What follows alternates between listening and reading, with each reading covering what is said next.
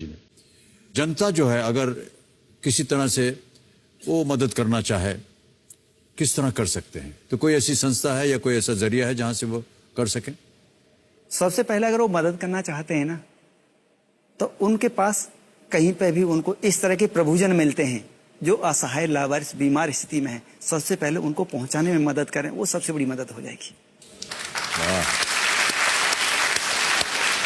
चल पाती होंगी, कैसे ये आप चलाते हैं इसको? सर, अपना घर की कुछ विशेषताएं हैं।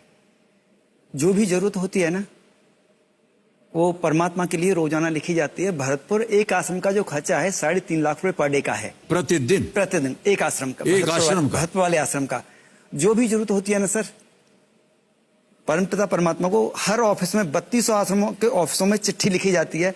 चावल की इतने की जरूरत है, दाल की, सुई की, एम्बुलेंस की, जमीन की, डॉक्टर की, इंजीनियर की, आर्किटेक्ट की, बिल्डिंग मटेरियल की, जो भी जरूरत होती है ठाकुर जी को रोजाना लिखते हैं। और ठाकुर जी विभिन्न माध्यमों से रोजाना जितनी जरूरत है उतना पूरा करने के लिए आते ही आते हैं। ऐसा कभी नहीं होता कि उस पर ठाकुर जी के लिए लिखा जाए और वो चीज नहीं आए। और 1% अगर नहीं आती है ना, तो हम ये नहीं सोचते कि संसार में अभाव है या ठाकुर जी नहीं भेज रहे। हम सोचते हैं हमारी पात्रता में कमी है। ठाकुर जी का ये संदेश है, सुधर जाओ, अपना काम ईमानदारी से करो और पूरी व्यवस्थाएं हो जाएंगी। और इतना विश्वास ईश्वर में आपको, धन्य है आप कि ईश्वर आपकी बातें जो है वो सुन लेते हैं।